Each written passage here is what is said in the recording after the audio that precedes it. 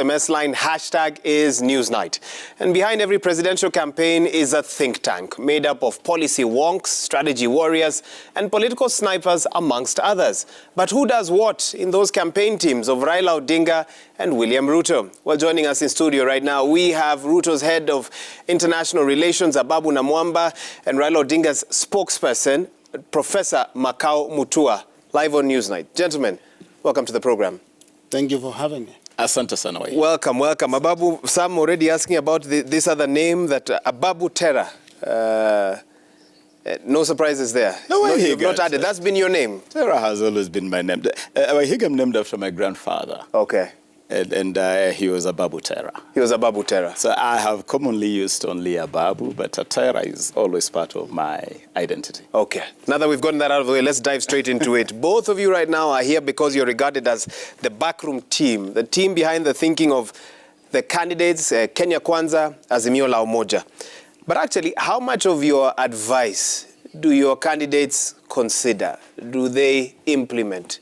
And Ababu, since I gave you the first shot to clarify, maybe I can give you the first shot to respond to this one. Wahiga advice is just that. Advice, counsel. And counsel ultimately gives the principal the last call. They can go by your counsel, or they can also have a different opinion. Any examples of any of your suggestions that have been implemented by Kenya Kwanza? That you're free to share? That will be cherry picking. That will be cherry picking in the sense that it will presuppose that this is an individual enterprise. This is a collegiate effort. And so any decision that is taken normally reflects that collegiality of ideas and opinions. And so it is a collective effort. Prof? And we all contribute. And we all in your contribute. Prof, yes. On your end? Well, I think when you talk about advising political candidates or political leaders, the first thing that you got to think about is that these individuals are fully formed political figures with clear political philosophies, with a history behind them, and with track records that are there. And so what we do, and I'm sure it's the same for Ababu, what we do is to try to understand where they want to go and then help them get there, using the best advice and the best tools that we can get based upon our training as thinkers. Think tanks, you talked about think tanks. Think tanks are basically colleges of intellectuals and thinkers. Our work is to produce ideas, but to try to make sure that those ideas that we produce hew very closely to realities of the moment. And so for us, it is a question of fashioning strategy, talking to the candidate, very frequently, holding meetings, consulting. And as you said as well, and I agree, it's a collegiate effort. It is not a one-man show. And I think that is where it ought to be. I'm sure our viewers tonight would be curious to know who came up with the 6,000 shillings per family stipend idea on the Azimio end, or the bottom-up economic policy on Kenya Kwanza, but I suspect I may not get those answers from you today.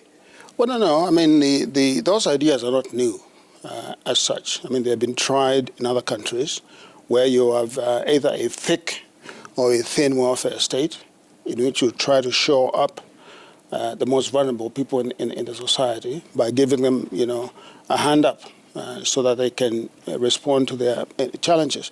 Our country is a poor country. We have a very large population that is challenged. And in trying to move towards a welfare state, where Mr. Odinga wants to take this country, you got to think about the least among us.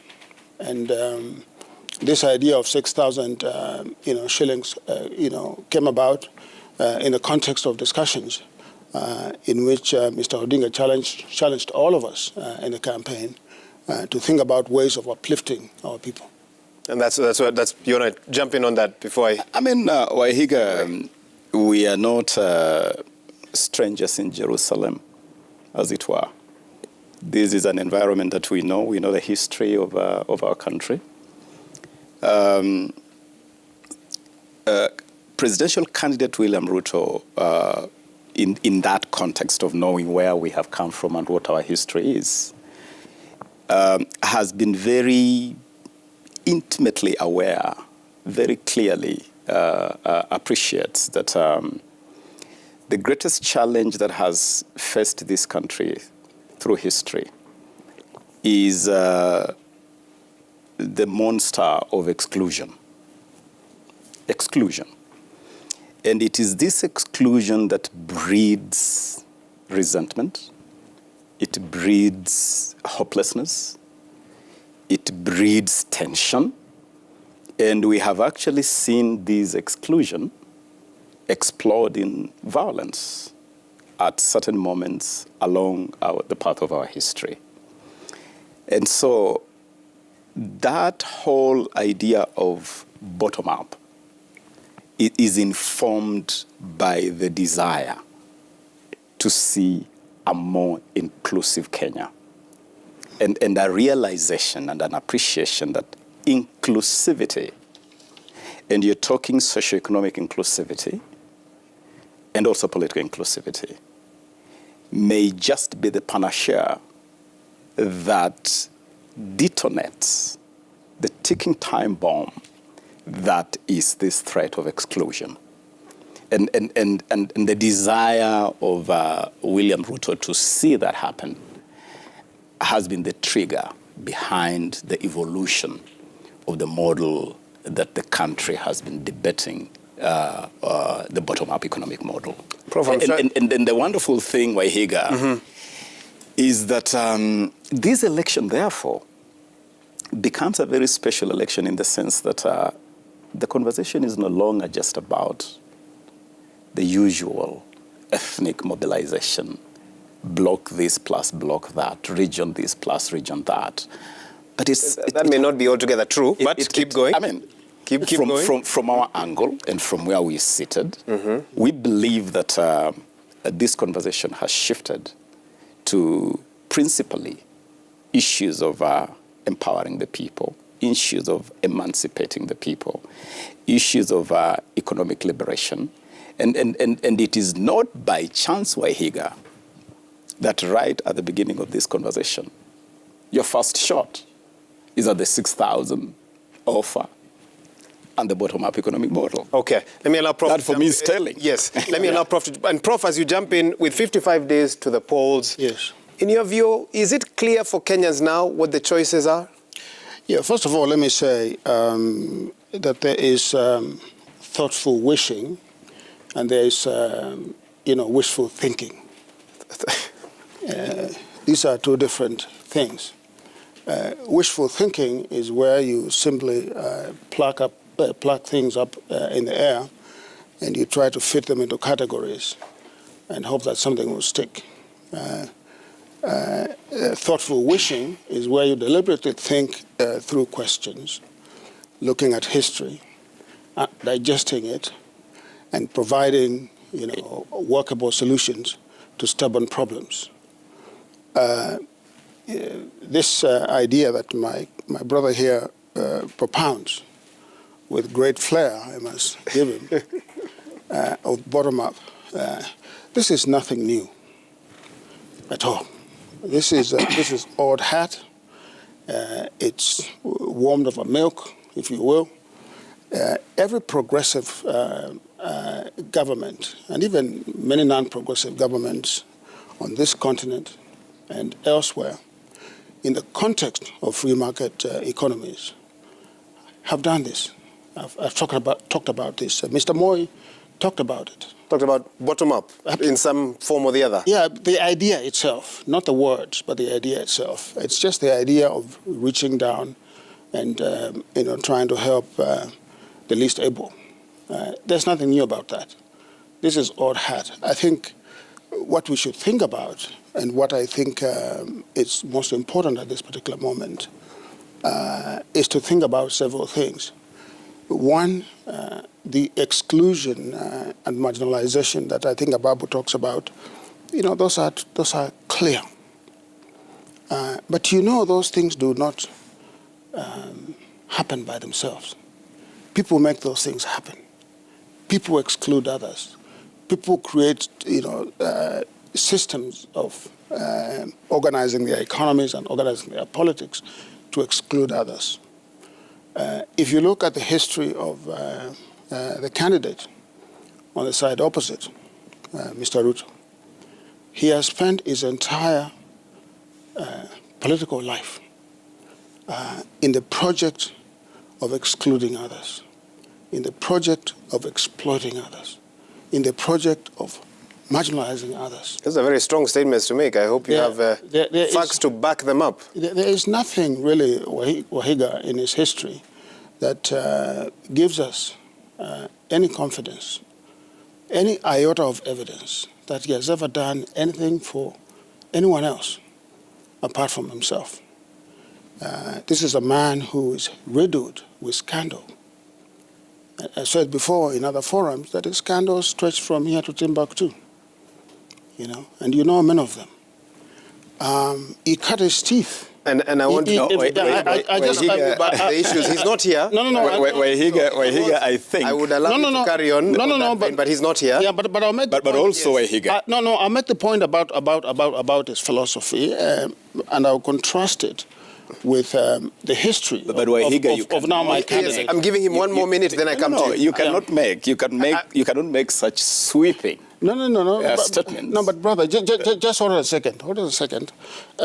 If you contrast the two men, and Kenyans are not fools. They know where people stand. They know people's history.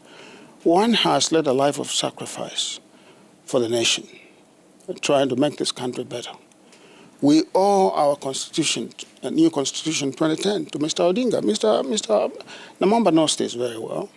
We owe a large part of the second liberation to what he has done. Okay. And so the society that he seeks to create is not a society of wishful thinking.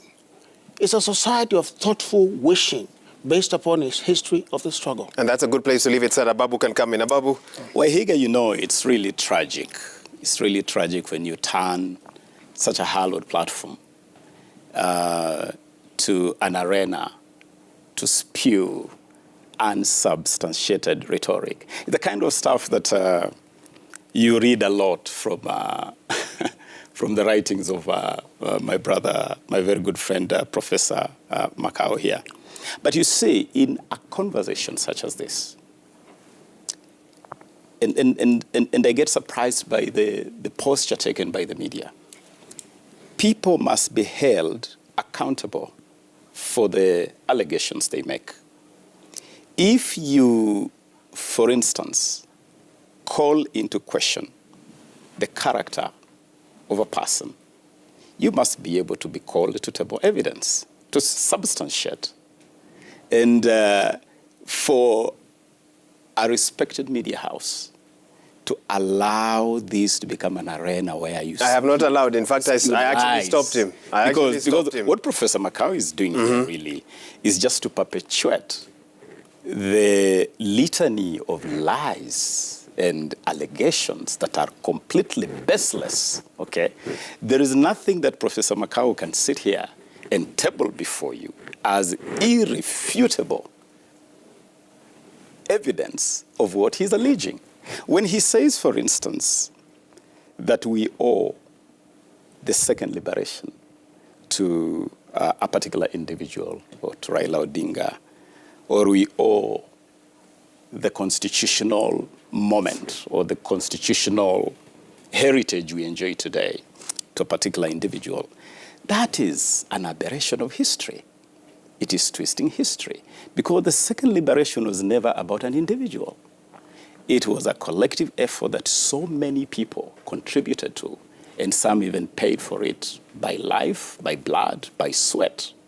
And so to reduce it to a single person is really to insult the honor of all those who contributed to this struggle. Okay. Can I just put two drops of water there? No, I give you 1 moment. Two drops of water there. Professor, let me conclude. Professor, let me conclude. Yeah, sure. No, Professor, you cannot keep saying these things that you love to throw around unchallenged. And honestly, this is politics 101. This is not a class of jurisprudence. This is an arena where when you make a call we must demand that you substantiate the call. So you want him to substantiate his tweets? On the question of, I'm not interested in his tweets. Okay.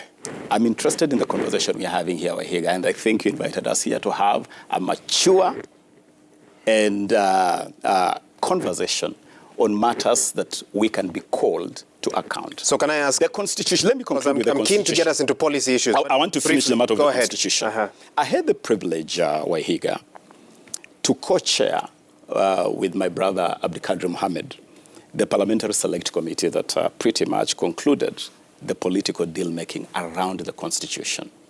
And I can tell you for sure that great constitutional moment that everybody ascribes to Raila Odinga was such a collegiate effort. It was a national effort. Everybody contributed to that moment.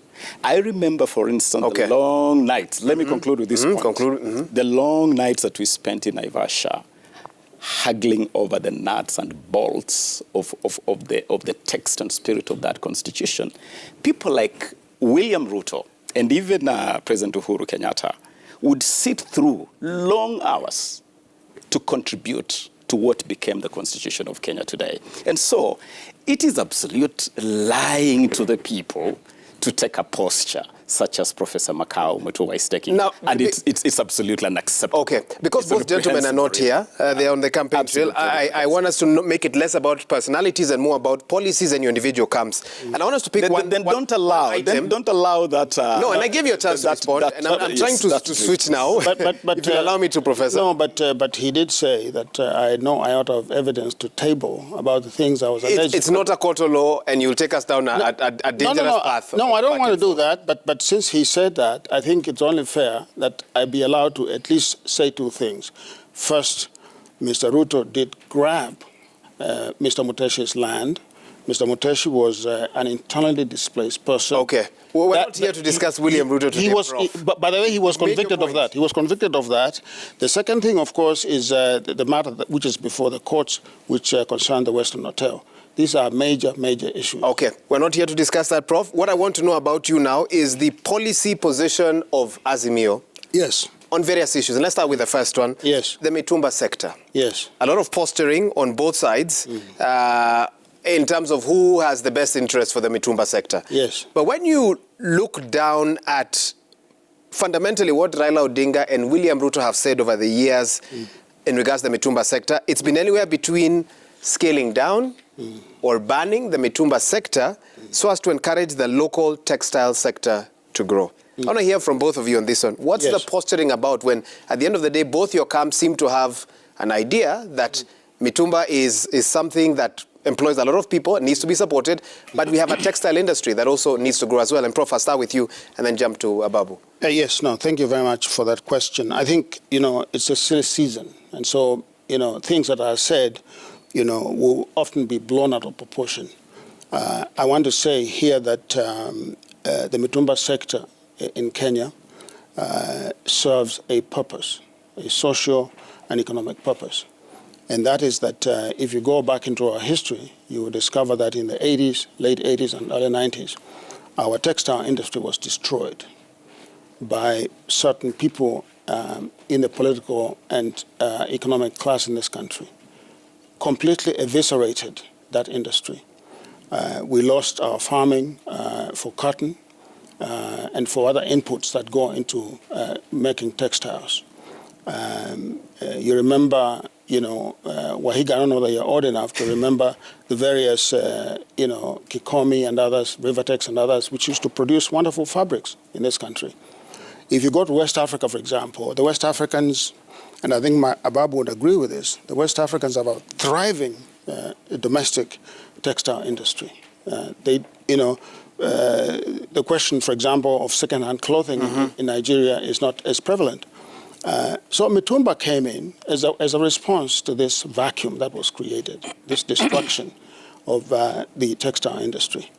Our view as Azimio is that we run a free market economy where I think, business people are free to do whatever they choose to do, and then the market will decide what to do. What we want to do in Azimio is to revive our textile industry. Okay. Which includes cotton farming. It includes sheep farming, so that we can get the wool to produce clothing, and so on. And then the manufacturing of it. They have done similar things in Rwanda, by the way, where the regime there shored up its textile industry. So I think this is a big to-do about nothing, really. It's not a complete ban that you're advocating for. No one ever talked about a ban. No one ever used that word. Okay. No one ever did. Ababu. Wahiga, thank you. But allow me, Wahiga, just to say that this tendency to throw around invectives and allegations. You're taking us back? No, I'm not taking us back. Okay. I'm just saying that it's something we have to lay to bed, because if we were to go the route of allegations, where we start calling into question certain things, I could sit here, Wahiga, and start asking questions about the molasses land in Kisumu, about the land on which the Jaramogi Oginga Odinga Foundation sits on in Upper Hill. And it could become pretty messy, because some of these things that require conclusive attention must be left to an arena where that happens. And therefore, if you're going to have a respectful discourse, we must do it within boundaries of respect. Wahiga. Now, on to this Mitumba debate. Professor should look you in the eye, or look Kenyans in the eye, and admit that this whole Mitumba issue is a microcosm. It bespeaks of the disdain, the attitude of utter contempt for the ordinary Kenyan struggling to make a living down there that you see from the Azimio formation. And it is not new. Wahiga, for the last 6 or so years since independence, this country has pretty much operated a model, the so-called trickle-down model, where those at the table look down at those on the floor with utter disrespect and expect that those who sit on the floor or those who struggle in the trenches should be content with surviving from the crumbs that fall from the table. And Raila Odinga, while launching his manifesto, simply spoke his mind. And when he says those who wear Mitumba clothes, who wear clothes of the dead, okay, that is a statement of disdain. It's a statement of utter disrespect.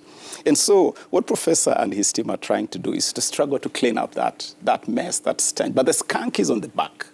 The truth is that the whole idea of reviving textile industry is not new. It's not an innovation of the Azimio team. This is a process that has already been initiated. I have personally been involved in the process that has seen Rivertex back on its feet. I have been directly involved in the process that has seen efforts to start reviving cotton farming and cotton ginning in places like Mulwanda Ginning. This was in your role as CS or in other? My role at the Ministry of Foreign Affairs, and so being part of some of the bilateral projects. Like, for instance, Rivertex has been part of a bilateral program between Kenya and China and India. And I know that even within the Big Four agenda, where manufacturing was a key factor, where we believe that the handshake actually interrupted the momentum of that Big Four agenda. That process had already started. Okay. And we have incorporated that thinking in our bottom-up program. When we talk about agriculture-driven value addition manufacturing or production. And we haven't seen your manifesto, so now we're taking we are your word launching for our it. manifesto, Ahiga. Let me tell the good people of Kenya that we are launching our manifesto on the 30th day of June. And you are going to see a manifesto that is rich on fact, rich on specificity, not generalities and grandiose thinking without the how. A manifesto that is not even budgeted. The manifesto. Yours will be budgeted. Our manifesto. There'll be figures. Our manifesto. You don't want to steal the thunder out of our manifesto. Let me just. Let him respond. Let me just say this first of all. I take umbrage, deep umbrage, to the question of someone talking about disdain with reference to our campaign. I think that he is the one who cried foul when I talked about scandal. And yet he goes back into that well to drink from it. Now, I want to feed him from it, if he's going to do that. But I just want to say, since we should move to a higher ground, that, Wahiga, people are their history. Political philosophies that people carry, come from their history. Wahiga, if you came tomorrow and you told me that you're going to take me to the moon, I would ask you, what are your credentials to take me to the moon? I would ask you that. I don't know you as a scientist. I know you as a journalist, and your profession is noble.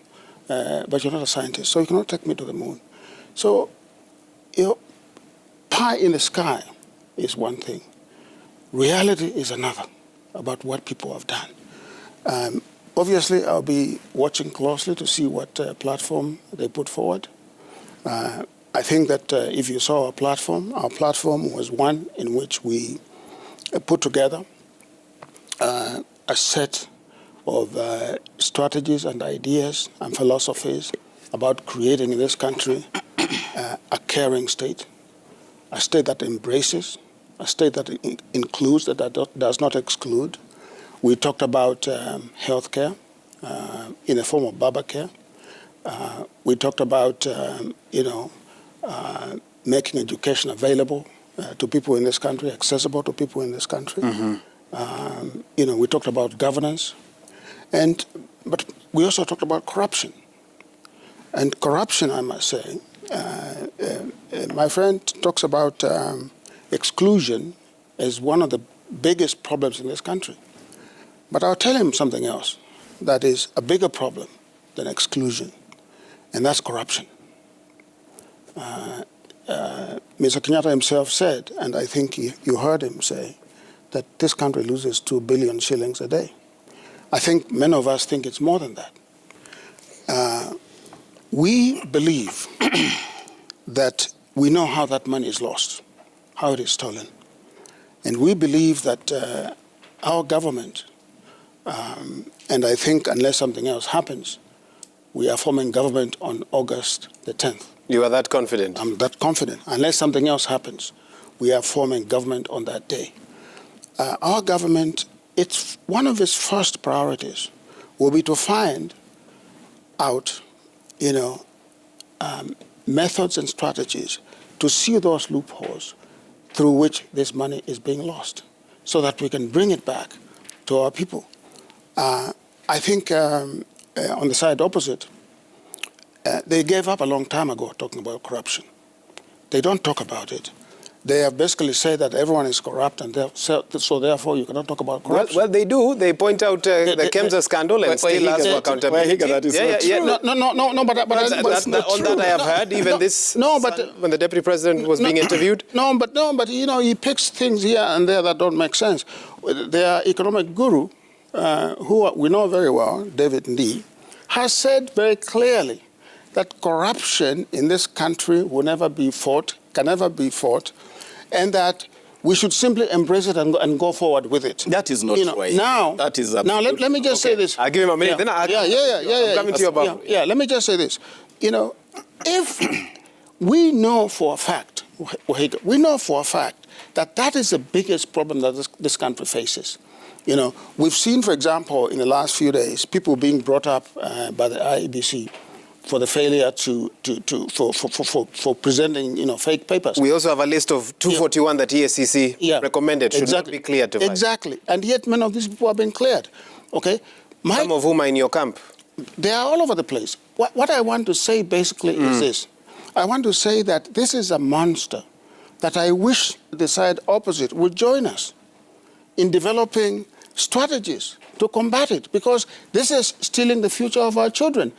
Other than just talking about bottom-up, where are you going to get the money to invest in your programs if you don't actually fight corruption and stop it? It is not going to happen. It will never happen. Ababu Kamen, you've been referenced directly there. Wahiga, first of all on Mitumba, Azimio is clear that they'll ban Mitumba. Okay. They should not run away from it. No one has ever said that. Say the one. No one has ever said on record that. I am the spokesperson for the campaign. No, but you're not the presidential candidate. No. You're not the presidential candidate.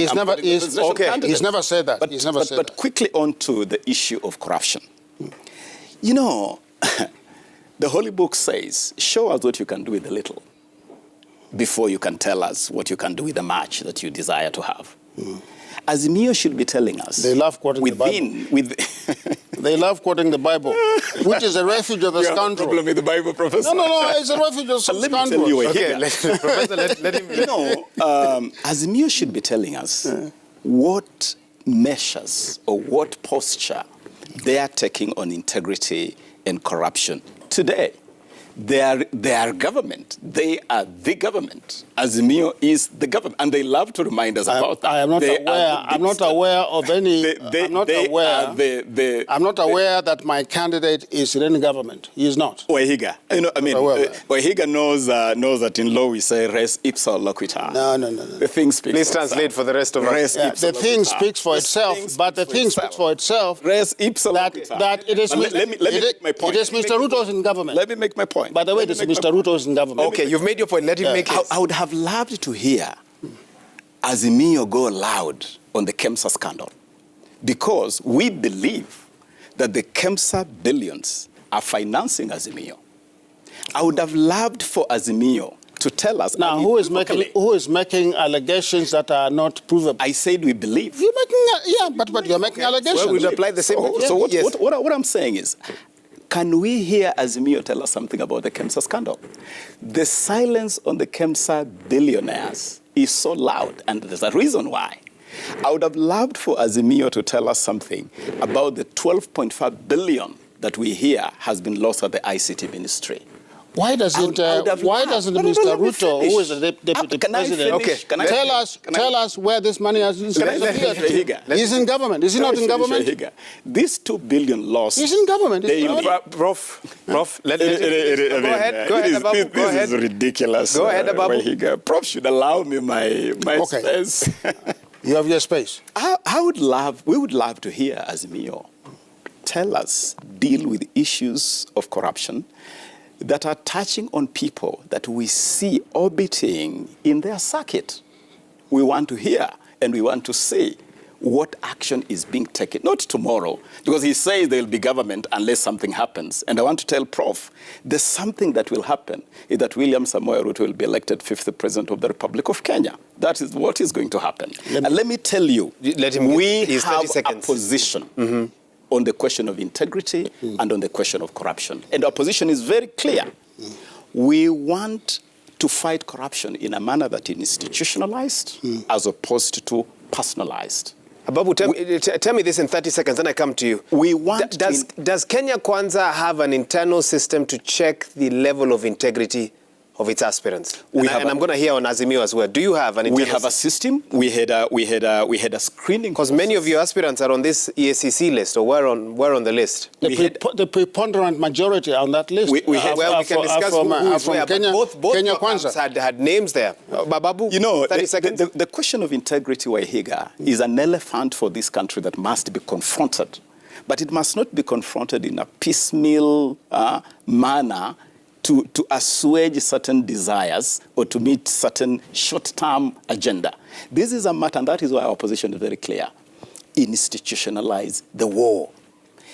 And we have given examples of things that must be done. We have said, for instance, let me finish with this. We have said, for instance, final point, please. That there is no way, there is no reason why the judiciary fund has not been operationalized. There is no reason why the police department, the ESCC, the DPP still have to kowtow to the whims of the executive for their finances. I'll cut you there because we want to I need Prof to say something before I take a break. Prof, go ahead. Let me just say this, my brother, and I call you my brother with all seriousness. Thank you, Prof. You know that your candidate, Mr. Ruto, has been in government for the last 10 years. Okay? The last 10 years. In the first 5 years, he was a full partner in that government. Okay? And from many reports that we've gotten, he was virtually a co-president. Many of the scandals that took place in that government, in those 5 years, took place when he was there. You cannot look Kenyans in the eye and tell them what he did. I can look Kenyans in the eye and say William Ruto has never been president of the Republic of Kenya. Please. That I can do. Please.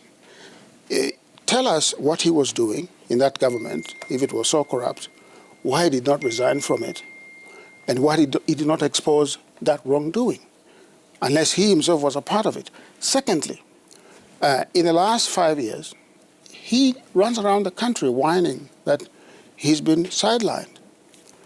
What would be the honorable thing for him to do but to resign in honor, and to go and campaign in opposition? Why would he continue to draw public monies to expend public resources, including the retinue of security, his residence in Karen, spending all that money, not working a single day for the people of this country? Prof, wouldn't some ask the same about your candidate? What kind of what? He joined a government he had previously criticized for a very long time. No. Wahiga, may I respond? It's a loquitur again. The thing speaks for itself. Give him his 30 seconds and then you get your chance. The thing speaks for itself. Mr. Odinga is not in government. What position does Mr. Odinga hold? Mr. Odinga supported Mr. Kenyatta to stabilize the country. He is not in government. Mr. Ruto has a constitutional office in government. Why has he continued to draw a salary and to use state largesse, state resources, while doing nothing to serve the people of this country? This befuddles me. This is an example of an individual who really has no shame. Prof, in his interview on Sunday, he posed the question to the nation: if there's anything he hasn't done that he's been accorded to do, show it to him. And that is, he's not here as well. Very quickly. I mean, I'll go back to my Latin phrase. Res ipsa loquitur. Make it a short one. We'll come back after the break. Very briefly. I mean, Kenyans, wajinga waliisha taifa hili tafadhali. And Kenyans know Raila Amolo Odinga is part of this, is part of this government. And Wahiga, Raila is on record as saying he will follow in the footsteps of Uhuru Kenyatta. Atafuata nyayo za Uhuru Kenyatta. He says that repeatedly. I think you misunderstood. You misunderstood that statement. No. You misunderstood that statement. Take this break by force. You misunderstood that statement. And Wahiga, honestly, you misunderstood it. William Ruto has played his role as deputy president. William Ruto has never been president of the Republic of Kenya. He is absent from duty. William Ruto cannot take responsibility for responsibilities or tasks that properly belong constitutionally to the head of state and the commander-in-chief of the armed forces of the Republic of Kenya. So what's he doing in office? Prof. What's he doing in office? William Ruto is holding his office. He's playing his role. A lot of his responsibilities, as Kenyans know, were taken away by Executive Order number 2 so he and should handed over to someone else. Why should he resign? Because he's not doing anything. Why don't you ask Matiang'i? Why don't you ask Musheru? Why don't you ask Kibicho to resign for playing petty politics? We've deviated, gentlemen. Playing petty politics. Let's take that break now. Using public You're resources. watching Newsnight. When we come back, we're going back to policy. We want to talk about this debt issue.